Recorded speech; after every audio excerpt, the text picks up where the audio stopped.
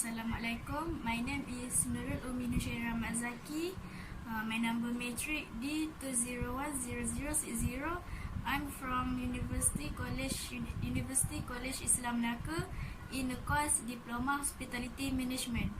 So today I want to explain about outline the foundation and history of event management and the influence on today's product offerings. Number 2, describe about the scope, characteristic and diversity of tourism, hospitality and event industry and how they interplay. Number 3, what are the characteristics needed to be an effective event planner or manager? And the last one, what are the factors that affecting event industry, especially in current situations with the risk of COVID-19 pandemic? So let's check one by one. Event management involves overseeing all logistics leading up to and during an event, whether a conference, wedding or any organized gathering. Event managers execute the event plans by managing staff, finances, vendor relationship and more. Over many years since its existence, several authors have provided a large volume of literature on the definition of event management. Number 1, the definition provided by Thomas, Hermes and Lutz in 2008 meets of the aim of this study. The scholars mention that event management defined as coordination of all the tasks and activities needed to carry out an event concerning its strategy, planning, implementation and monitoring, relying on event marketing principles and project management methods. They further stated the event management refers to an interdisciplinary field which mostly addresses in various areas, be it through practice and research.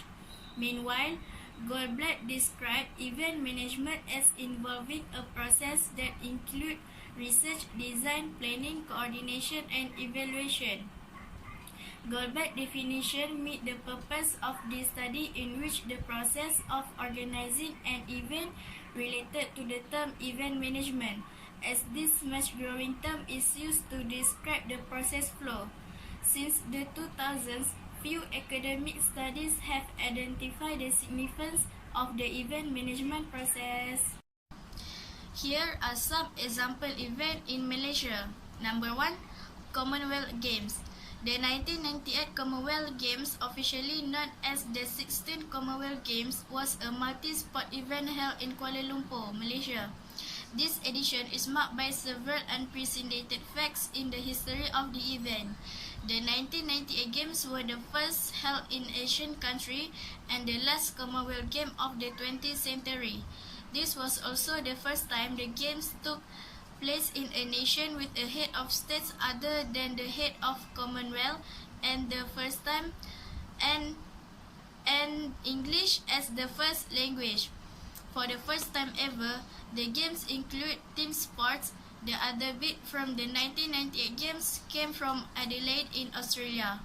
Malaysia was the 8th nation to host the Commonwealth Games after Canada, England, Australia, New Zealand, Wales, Jamaica and Scotland.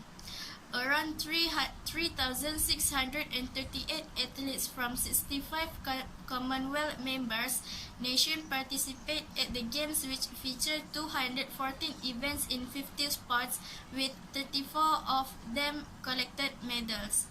Number 2, Eid al-Fitr. It is the largest celebration in the Islamic world. Hari Raya doesn't have a fixed date each year. Instead, religious experts determine the time based on the lunar Hijri month. Before it, Muslims around the world, including those in Malaysia, fast for a month during Ramadan. Fasting involves not eating, drinking, and smoking from sunrise to sunset. Its celebration starts at the end of Ramadan and is the biggest festival in Malaysia. People go to the mosque in the morning for prayers before returning home and having open house. Typical food includes rendang, satay, Malaysian kebabs and sticky rice, along with a large variety of biscuits and sweets. Number 3, Asian Pacific Economic Cooperation, or APEC. This APEC currently with 21 members that promotes and facilitates trade, economic growth and the improvement of living standards for the Asian Pacific region. With a growing interdependence of the region, APEC was established in 1989 in Canberra, Australia, as a way to leverage the growth to move members forward, where it was a win-win situation for all. APEC was held in Malaysia starting from December 2019 until November 2020. This is second time Malaysia hosting an APEC meeting, having hosted one in 1998. This will be the first time economic leaders from APEC's 21 members meet virtually due to pandemic COVID-19.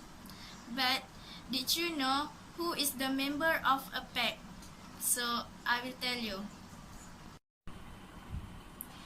APEC's members' economics consists of Australia, Brunei Darussalam, Canada, Chile, People's Republic of China, Hong Kong, Indonesia, Japan, Republic of Korea, Malaysia, Mexico, New Zealand, Papua New Guinea, Peru, Philippines, Russian Federation, Singapore, Taipei, Thailand, United States of America, and Vietnam. So, scope of the hospitality industry consists of lodging, hotels and motels, meeting, convention and exposition, restaurant and food service.